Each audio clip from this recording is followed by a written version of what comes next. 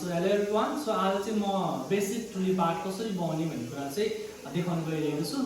so फर्स्टमा चाहिँ म नर्मल 3टा पोल गरेर बनाउँछु त्यसपछि 4वटा अनि त्यसपछि लास्टमा चाहिँ म 5वटा जुन चाहिँ स्ट्याक टुलिप पनि भन्ने गरिन्छ त्यो बनाउँछु अनि डिफरेन्स के हुन्छ त्यसमा त्यो 3टा 4वटा र 5वटामा कसरी पोल गर्ने भन्ने कुरा चाहिँ म बुझाउँछु सो भिडियो स्किप नगरी लास्टसम्म हेर्नु होला सो फर्स्टमा चाहिँ म बेसिक 3वटा पोल गरेको टुलिप चाहिँ बनाउँछु सो हियर वी गो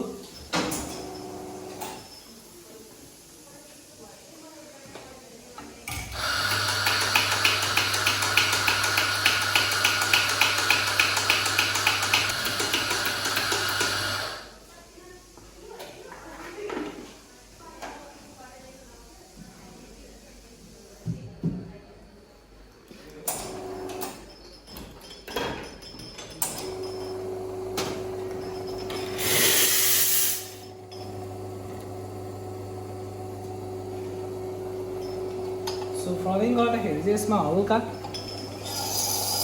40 डिग्रीको एङ्गलमा राखेर गऱ्यो भने ठिक हुन्छ हल्का ट्रिप ट्रिप साउन्ड आउँछ विस्पर साउन्ड आउँछ त्यस पछाडि पिक्चरलाई चाहिँ हल्का हामीले चाहिँ माथि ठेल्दिने जसले गर्दा चाहिँ फ्रदिङ चाहिँ सिल्की हुन्छ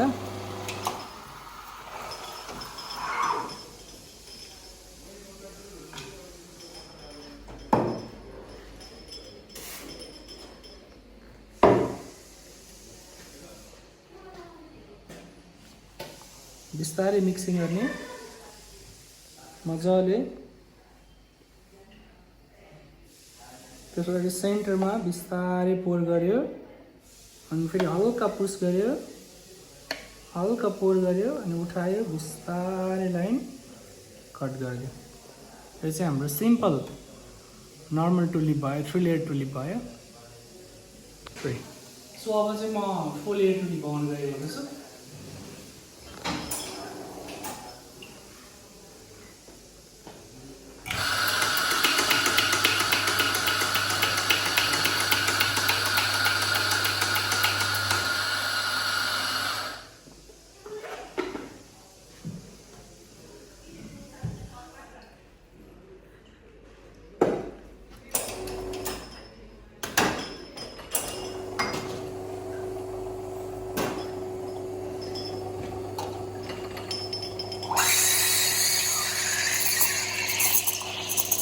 So same फ्रदिङ गर्ने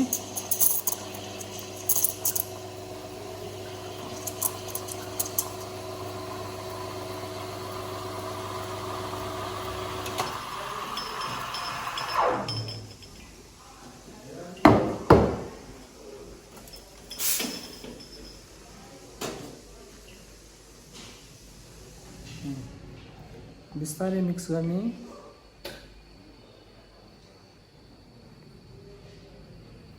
सो फर्स्ट सेन्टरमा पोर गर्ने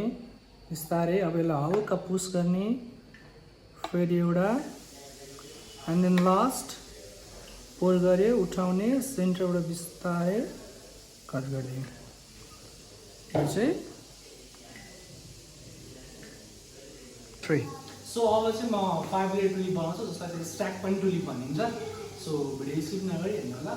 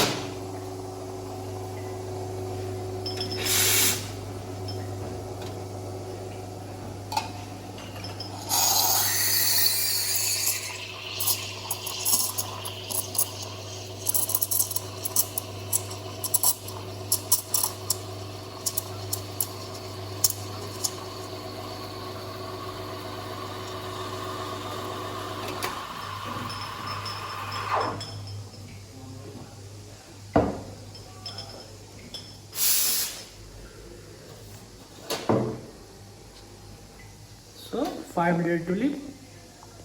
बिस्तारै मिक्सिङ गर्ने अनि हामीले चाहिँ कन्ट्रास्टलाई एकदमै ध्यान दिनुपर्छ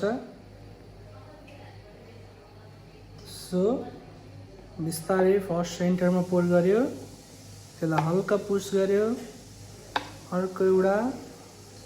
फेरि त्यसरी नै अनि एउटा लास्ट पोर गर्यो उठाउने सट्ट हुन्छ 5 लेयर टुलिप